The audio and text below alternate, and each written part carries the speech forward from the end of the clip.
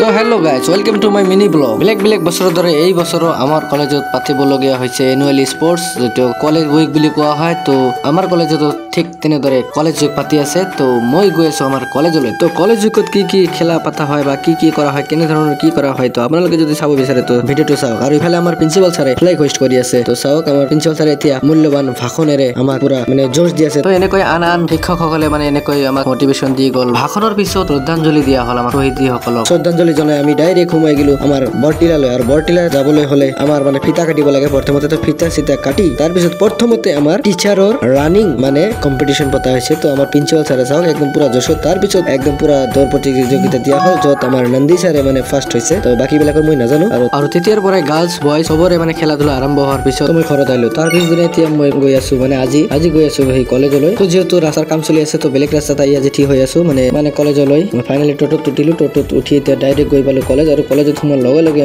মেমে মাতি ল'লে যে কিবা কম্পিটিশ্যন আছে, পয়েট্ৰি ৰিচাইটেশ্যন। তাৰপিছত আৰু মই এক্সটেম্পৰত মই পাৰ্টিচিপেট কৰিবলৈ নাম দিছো। তো এতিয়া আমাৰ মেমে নিয়ম নীতি আৰু কেনেকে ক'ব লাগে সেই বস্তুবিলাক বুজাই দি আছে। তো বেলেগে কৈ আছে, মোৰ ভয় লাগি আছে যে কি ক'ম কি নক'ম, কি ভাগ্যত পৰিব। তো মোৰ ক্লাছমেটে কৈ আছে আৰু মই ইফালে ভয় খাই আছো। চাওক মোৰ হাৰ্ট বিটটো বাঢ়ি গৈ আছে, কাৰণ মোৰ এতিয়া চিৰিয়াল যিহেতু। আৰু ইফালে ফিল্ডত চলি আছে টাগ অফ ৱাৰ।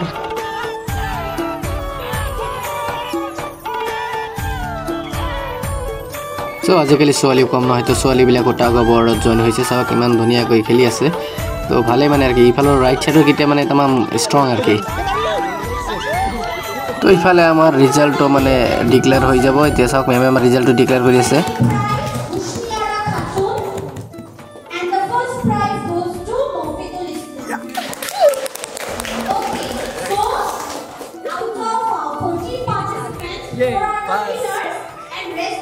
তো ফাইনেলি মোৰ ৰিজাল্টটো ওলালে আৰু মই ফাৰ্ষ্ট হৈছোঁ। তাৰপিছত মই ওলাই দেখোঁ তো ইফালে ৰাংগলী কম্পিটিশ্যনত শেষ হ'ল।